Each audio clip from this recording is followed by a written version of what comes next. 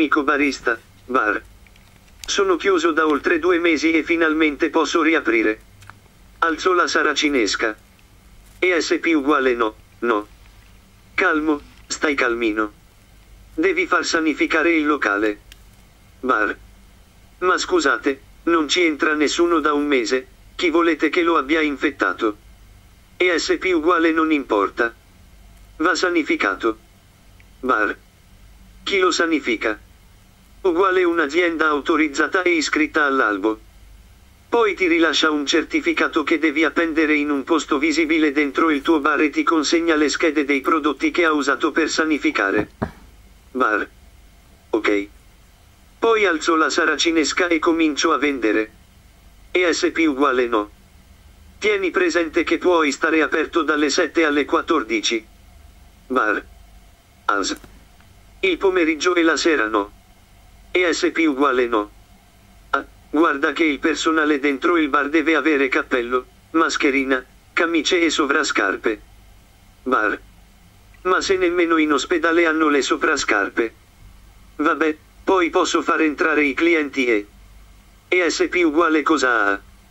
I clienti. Bar. Sì. ESP uguale ma sei scemo. I clienti possono solo telefonare e tu gli porti la roba a casa. Bar. Cioè io faccio sanificare, mi bardo come un operatore dell'ospedale Covid e posso solo fare consegne a domicilio. E solo di mattina. Tat Stuberdel per mi portate 3 caffè e un cornetto, i caffè con zucchero a parte. ESP uguale sì, è così. Bar. Ma se è solo per consegne a domicilio perché solo fino alle 14. Lo facevo tutto il giorno, almeno recuperavo un po'. ESP uguale no, è pericoloso. Ah, a proposito, guarda che il pomeriggio quando chiudi, ogni giorno, devi sanificare di nuovo. Bar. E me faccio fare a tu certificato. ESP uguale no. La sera devi solo annotare sul registro chi ha sanificato quel giorno, che attività ha svolto e che prodotti ha usato. Bar. Sopra un registro. Faccio un registro delle pulizie. ESP uguale esattamente. Bar. Scusa, esperto, ti posso fare una domanda. ESP uguale sono qui per questo, dimmi.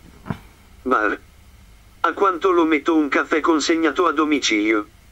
ESP uguale non saprei. Bar.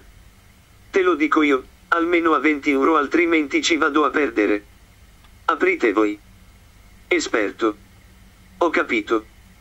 Barman, io me sto a casa. Copiato ed incollato, solidarietà. 9.